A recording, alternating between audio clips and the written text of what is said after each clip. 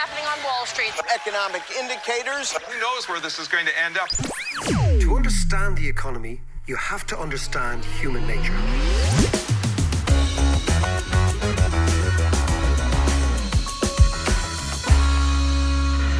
How you doing there? It is David. Hope all is well. It's the podcast. As you know, we're trying to make economics and sometimes politics a little bit more comprehensible, a little bit more relevant, and hopefully shed a wee bit of light on what's happening, not just in Ireland, but around the world. Now, this week, we're going to focus on Ireland. For those of you who aren't Irish, bear with us. We're going to focus on Ireland because it looks like we are going to have an election in the next 4 weeks. It looks like an election is going to be announced in the next couple of days. And it focuses our minds on elections, on politics, on economics, and what's going to happen next in this country. We're going to look at it from a historical perspective as well as analysing the parties involved. And as always, I'm joined by your man, how are you, Head? How's it going? What's been rocking your world? Well, what's been rocking my world? Back training, and I'm sore. Every bit of me is sore, but hey, you look January. Like you look like Roberto Duran. You look like David Beckham without the tats. Okay, showing your full physique. Yeah.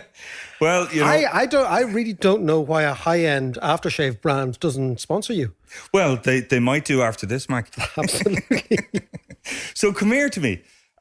Looking at the news all week, and whether it's Trump and Iran and all that kind of stuff. But the one story that keeps cropping up here is the whole RIC commemoration and the debacle that has caused. What's going on there? Okay, right. So we have, both John and I, a bizarre thing going on. In 1920, my grandfather, John Pryor, down in Cork, was an RIC officer. And in 1920, I believe your granddad was doing something else. Yeah, this is funny because I did see your tweet during the week where you said that you fessed up, as it were, that your granddad was... I came out. Yeah, you came out, compounding out. And it reminded me of a testimony. My granddad did a testimony back in the early 1950s. And I remembered I got that, and I remember flicking through it years ago when I was a teenager, and I wasn't that interested in it.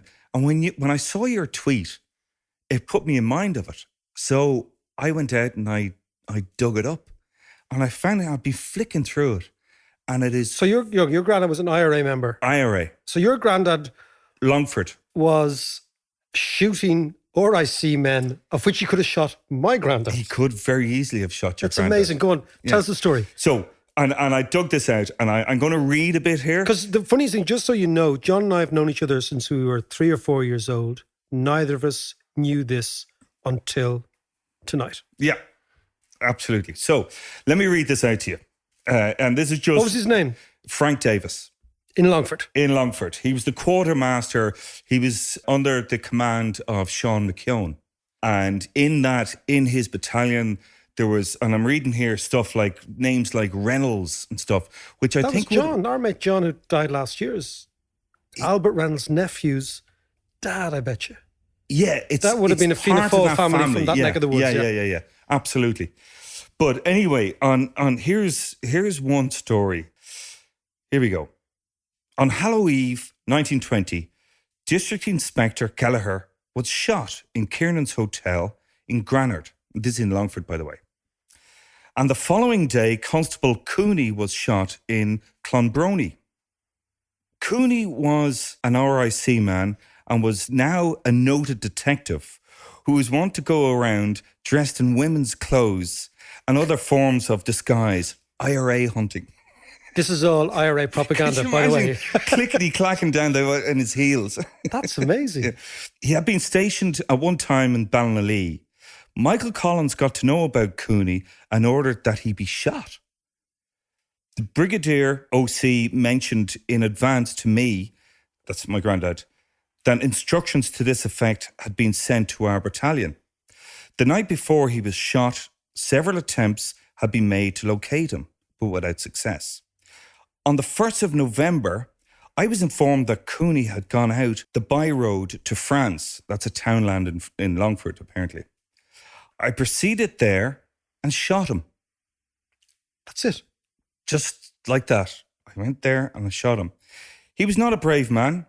He was dressed in civilian attire and riding a bicycle. He was carrying a roll of paper in a collar box at the time.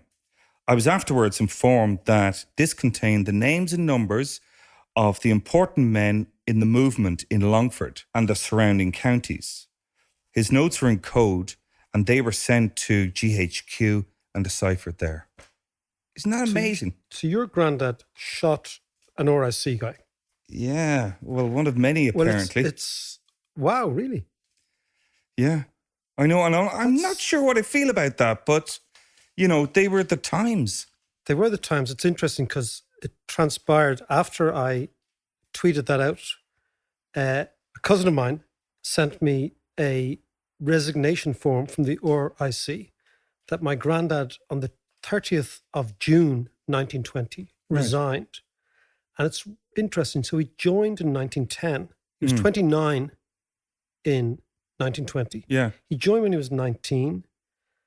He was obviously a cop in Cork. Now, if you look at the data, more cops, I think, were killed, RIC men were killed in Cork than anywhere else. Really? And I presume what happened was the local IRA guys must have come up to him and said, look, we've no real scrap with you, but if you stay in this job, in that uniform, we will get you.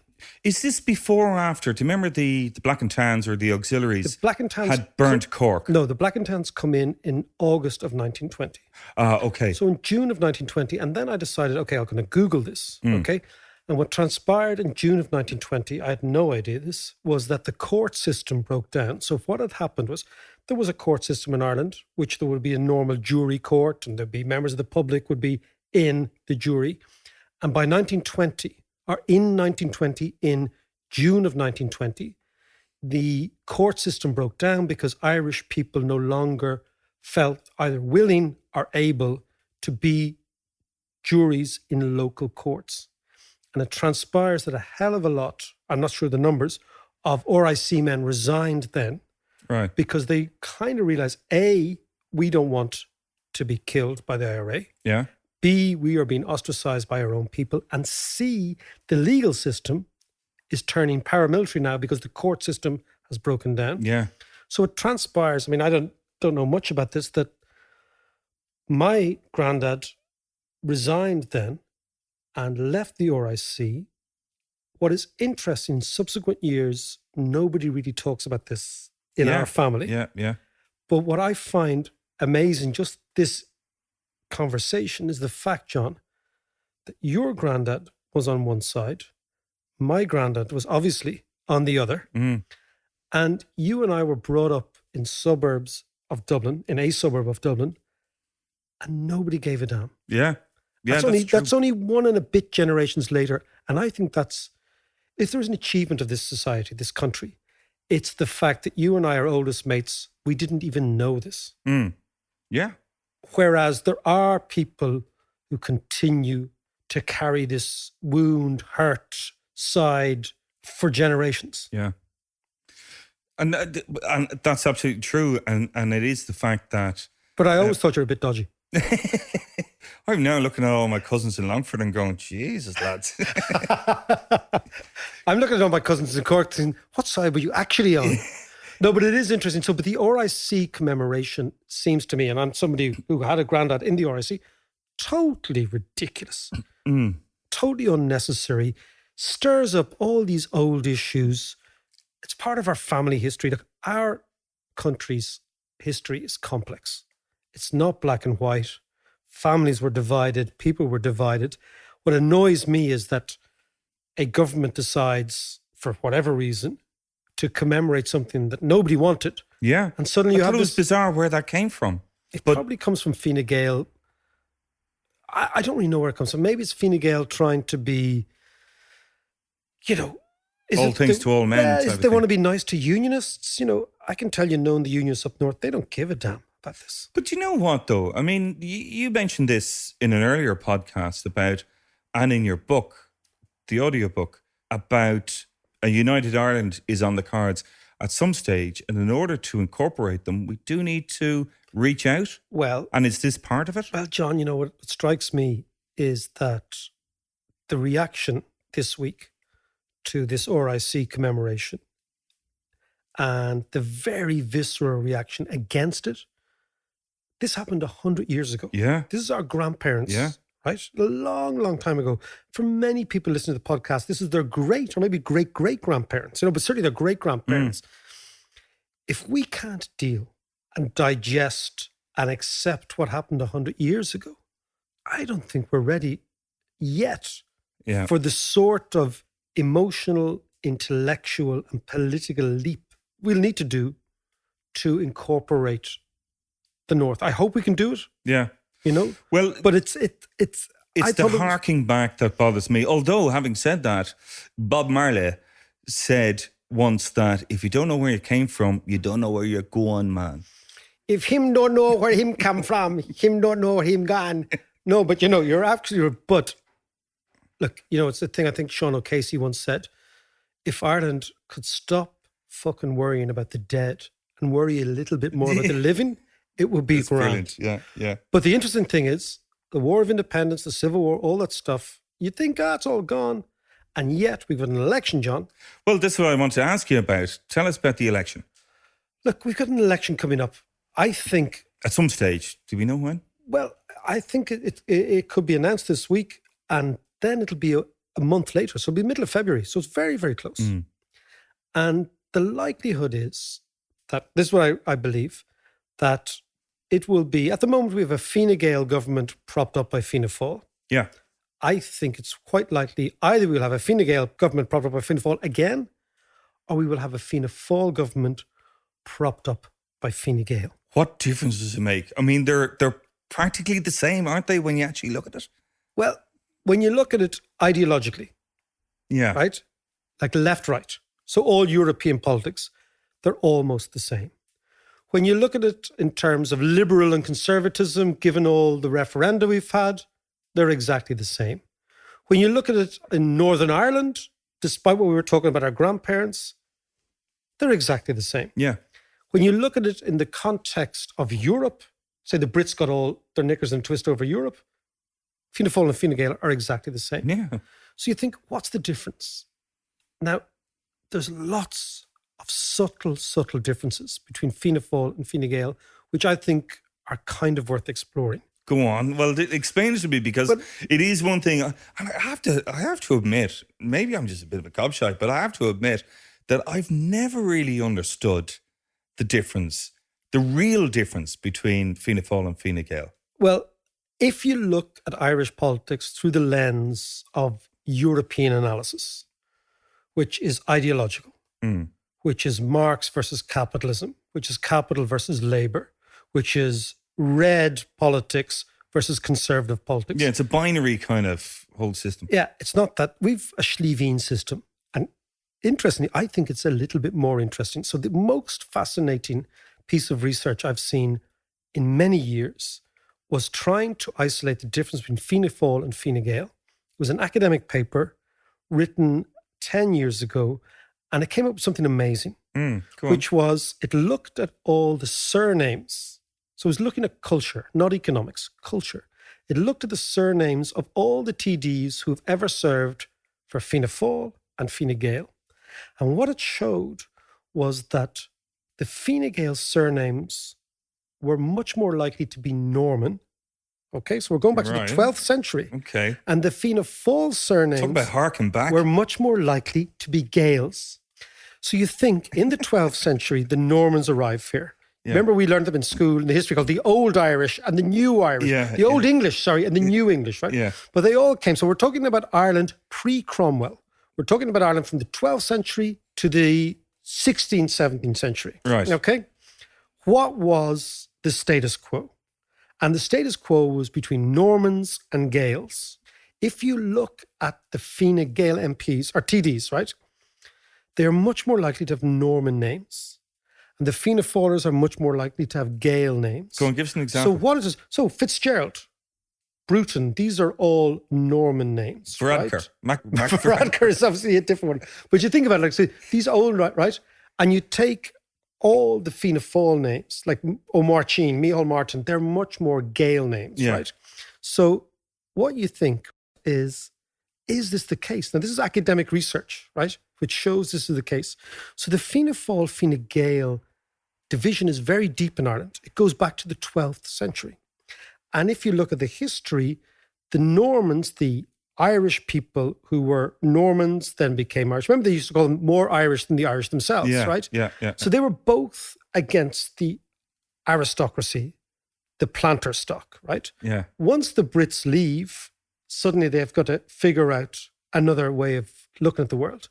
But it's much more likely that Fine Gael members will have been members of the Irish Parliamentary Party, the Home Rule Party, Parnell's party. Sure. And it's much more likely that Fianna Fáilers were members of radical nationalism. Okay. Right? And I find this amazing, not because it's an opinion, because it's a fact that Fine Gaelers draw their cultural legacy from the Normans, and Fianna Fáilers draw their cultural legacy from the old Gaels who existed here pre-Norman and certainly pre-plantation. Right, but hang on. And I love that idea. You know, it's brilliant, but hang on a second. Are people really harking back to that? This is not a conscious thing. Is this something that's totally ingrained and innate in people? This is all about very deep class divisions in a country, much deeper than Karl Marx or James Connolly or any of that stuff. This is who you are in your townland, who your people are, what your deep DNA is. Now, the interesting thing about all this is that I would have thought that this had dissipated years ago, but clearly it hasn't. And we don't think about it in this way. No, right? Not at all, no. But then you think about the 1916 rising, you think, what actually was it? Because, you know, we had all these commemorations a couple of years ago and all that sort of stuff.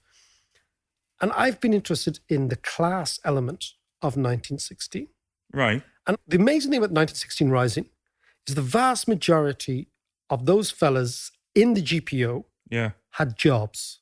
That's really unusual in a country that had massive high levels of unemployment. Yeah.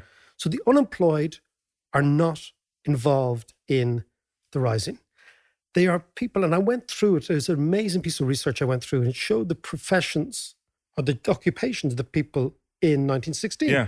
They were insurance clerks, they were drapers, they were grocers, they were hattiers, they were confectioners. There was a couple of silk weavers in there, right? So what you have who is the silk weaver? I don't know. We'll have to find who's. If anybody listening to the podcast has a great granddad who fought in GPO as a silk weaver, by all means get in contact. Right. But the point is, they were all of what you would describe as the lower middle class, right, at the time. Yeah. So in our history, we have this notion that it was a great workers' revolution, the James Connolly, the Irish Brotherhood, yada. Like the Russian Revolution. Like the Russian Revolution, you know, and like the O'Casey plough and the stars and Juno and the Paycock, all that stuff. Actual fact, that wasn't the case, right? So you think, okay, why in 1916 did the lower middle class decide to rise up against the Brits? And I think you go back a little bit before, right? And you look at what was happening in Ireland. And this struck me the other day when I was reading the paper about Leinster versus Connacht playing rugby. Oh, I was at that match. Were you at it? Yeah, I was, yeah. Leinster hockeyed them, didn't Oh, absolutely. At half time, it was basically a point a minute. It was 40-0. Yeah. Really? Yeah. But anyway. So what I'm looking at is the rugby. I'm looking at rugby playing schools. And I'm looking at the Blackrock colleges, the Clongowes colleges, the Belvederes of this world, all those old schools. Yeah. I'm thinking, is it any coincidence that they were all set up in the 1870s and 1880s? And I don't think it is. So here's my take on 1916, on Fine Gael, Fianna Fáil, and our coming election. Go on. Not to mention our grandfather's fact that had your grandfather been in Cork, there's a very high chance, given his proclivity for killing policemen, that I wouldn't be here. Okay? So...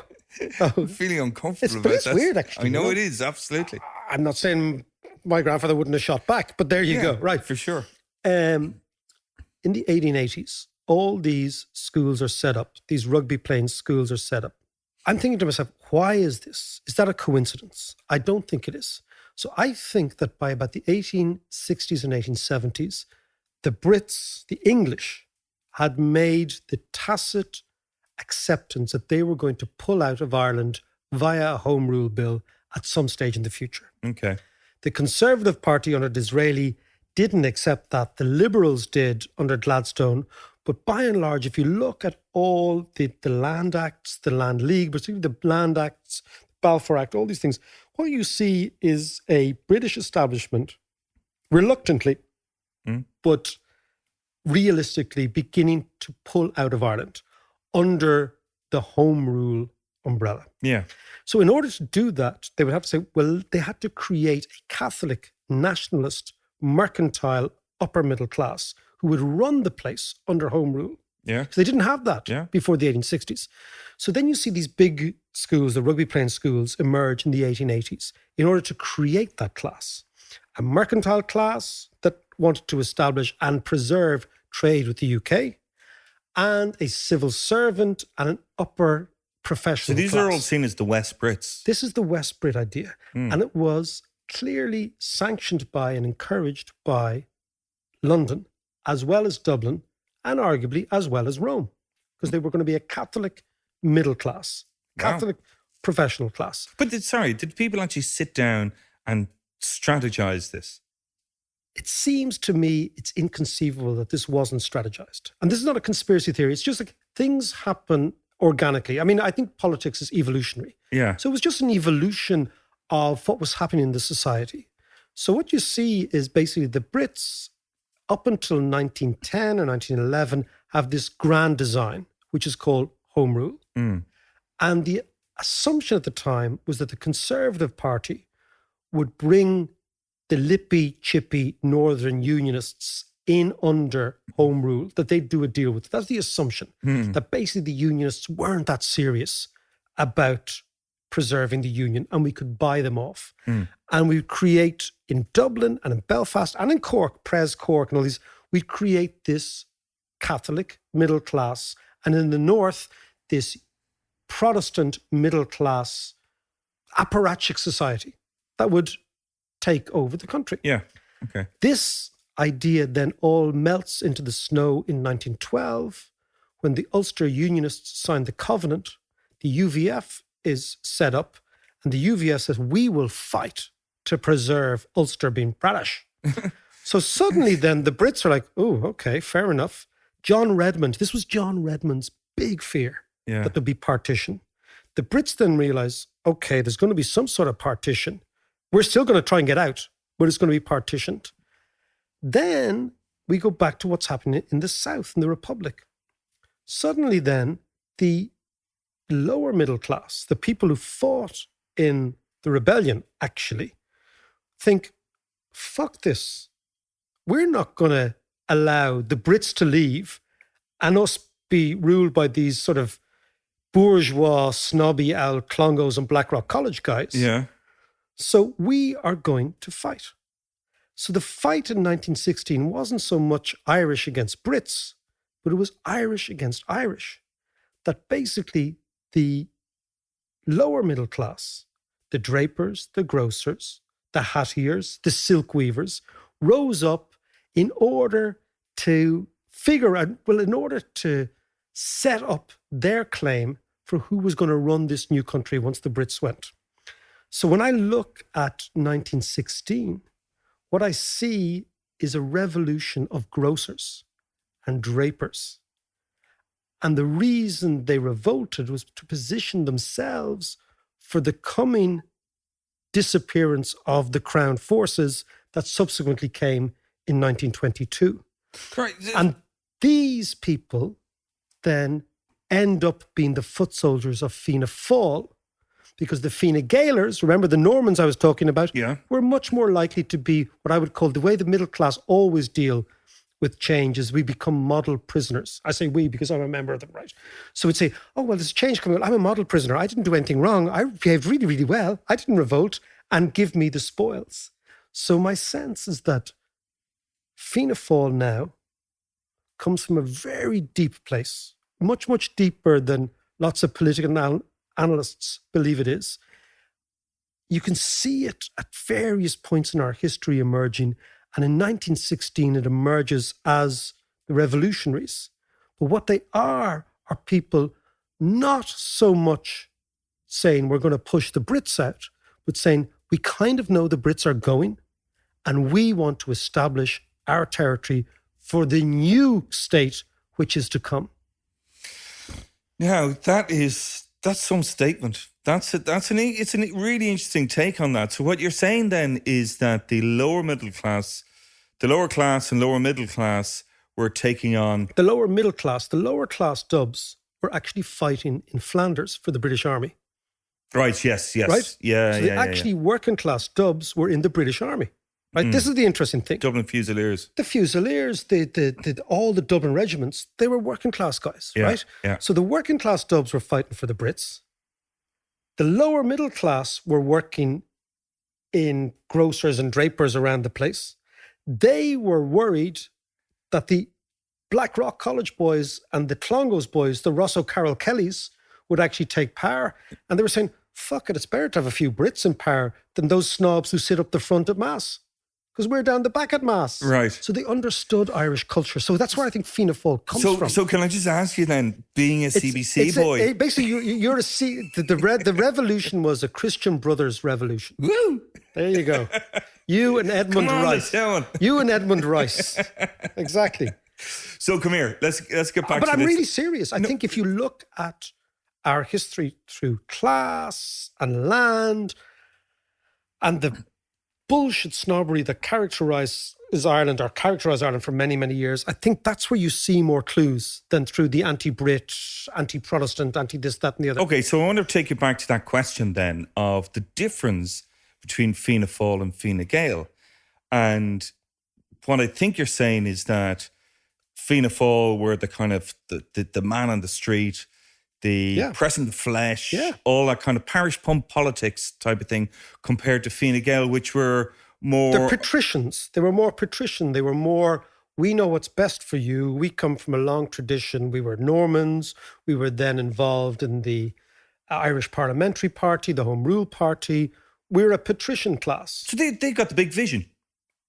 Is that would it well, be fair the big to farms say? First. Oh yeah, okay. Well, that's something else. But is it fair to say then that a crucial difference between Fianna Fáil and Fine Gael is Fine Gael look at the big picture, the big vision and stuff, but are a little bit removed from the people, and Fianna Fáil are the opposite. They're more closer to the people. Yeah, I think that the way I like to look at it is Fianna Fáil are the party of bricklayers, Fine Gael are the party of bookkeepers. Ooh, right? Nice. Bricklayers in the sense that they can build stuff.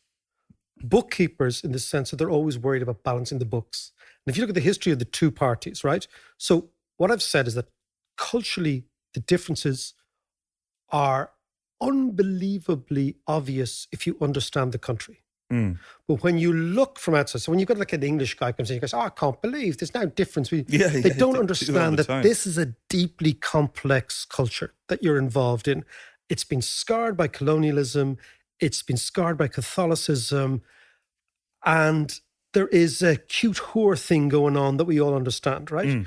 But once you begin to understand that, what you see is the difference between Fianna Fáil and Fine Gael. And the reason we're talking about them is they're likely to run the country again. Yeah. There has been no Taoiseach since 1922 that is not a member of one or two of these parties. Yeah. Never happened. So there's no point talking about them in the abstract. The Greens, the Labour. It's all fringe stuff. I like lots of what the Greens talk about. I like some of what Labour talks about. But I'm talking about the realpolitik of who's going to run this kip in the next, this lovely country, in the next 4 or 5 years. It's going to be one of the two. So let's go back to the idea of parish pump. Okay.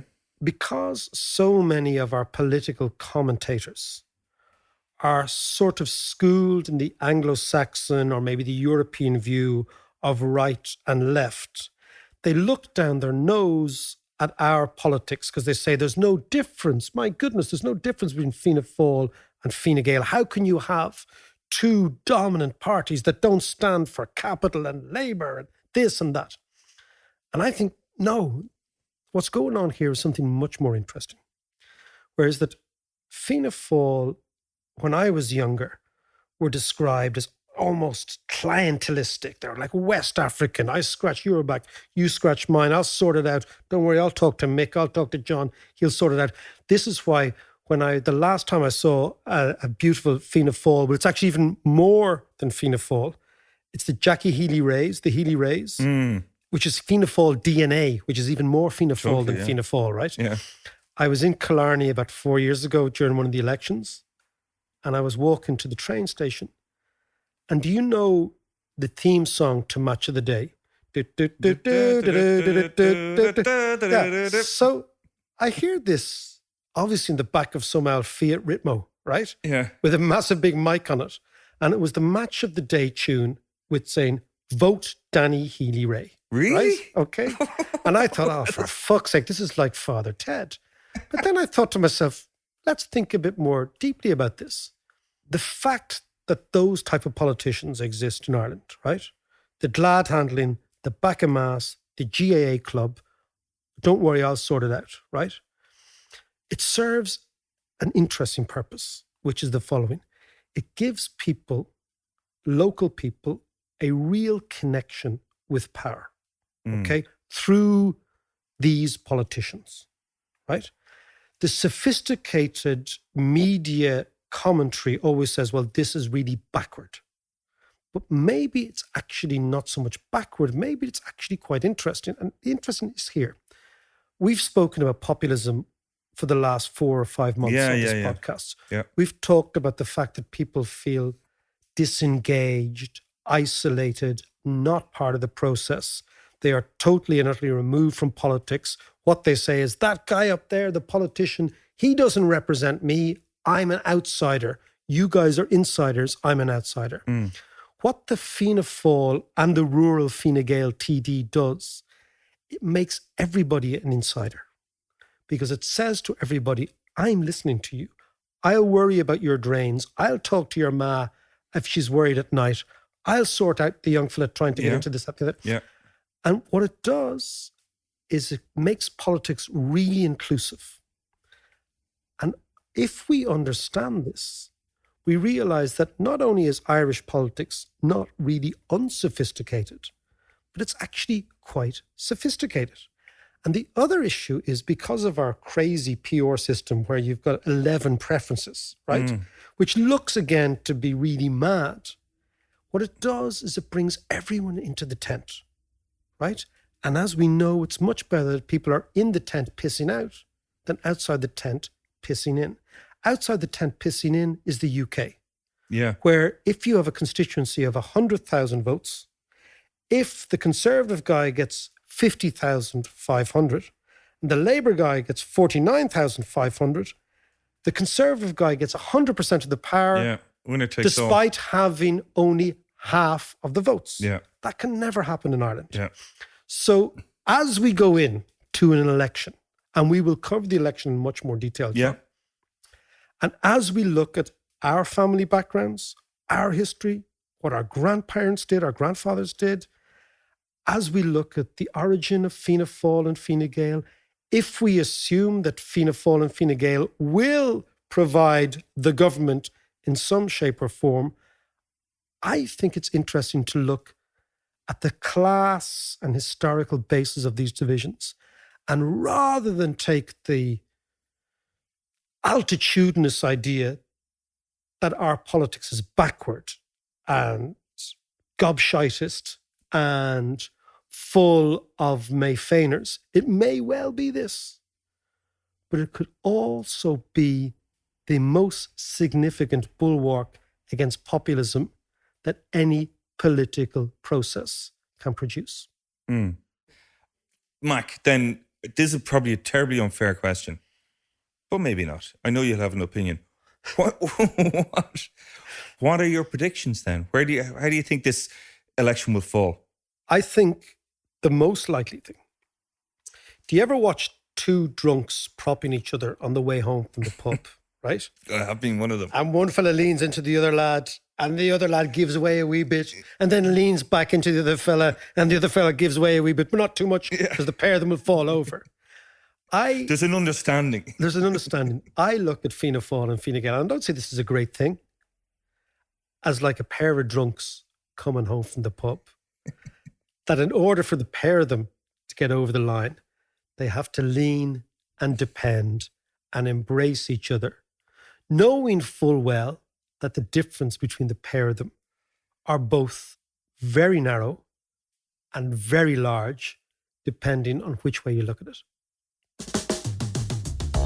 Thanks so much for listening to the podcast. Now, if you like our content and you want to support us, please consider becoming a patron at patreon.com/David McWilliams.